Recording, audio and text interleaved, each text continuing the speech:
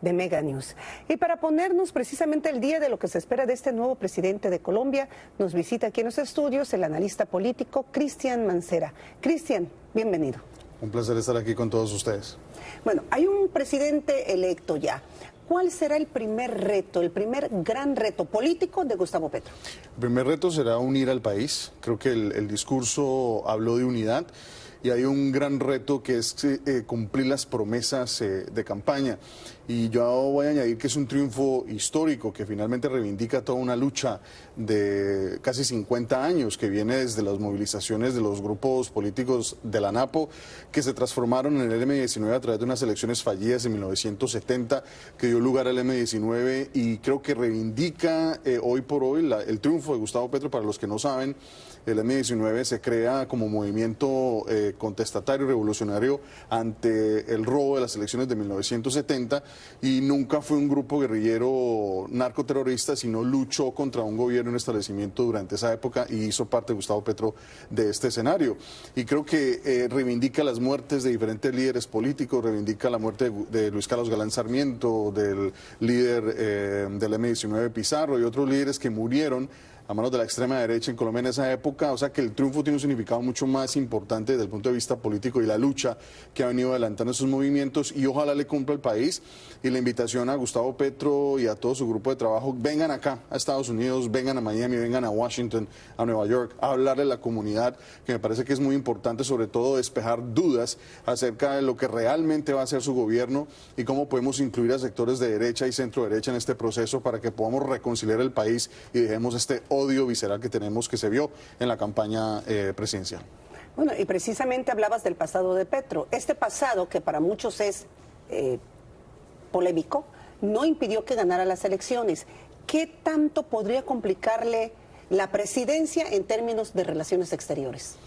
Yo pienso que ese pasado, o sea, influye en la medida en que el ciudadano quiera que influya, o sea, le cumplió el país, fue parte de un proceso de paz que finalmente lo cumplió el M-19, ha sido senador en los últimos 25 o 30 años, entonces yo pienso que dentro de ese contexto se cumple finalmente parte de ese acuerdo que el M-19 sí le cumplió el país y que eso dio lugar a la Constitución del 91, de la cual el M-19 fue parte importante de su desarrollo. Dentro de eso estaba el señor presidente electo hoy, Gustavo Petro. Entonces, ahí me parece importante contextualizar ese escenario para poder que la gente entienda de que esto no es un, digamos, un cabecilla de la FARC que llegó a la presidencia, como lo quiere ver algún sector aquí uribista, sino que llega a la presidencia una persona que tiene una lucha política por llegar al poder y era la persona más preparada. Y el señor Hernández lamentablemente tuvo una campaña a partir de la segunda vuelta desastrosa y creo que se autodestruyó él solo, no solamente atacando los medios de comunicación, insultando periodistas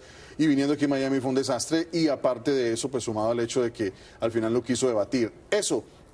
No ir a los debates fue decisivo para muchos colombianos que no eran petristas, no eran uribistas, querían una decisión clara, querían escuchar a los candidatos y vieron que el señor no estaba preparado para ser presidente porque no era capaz ni siquiera de enfrentarse a un debate con otro contrincante por las razones que fueran. Claro. Pero había que ir al debate.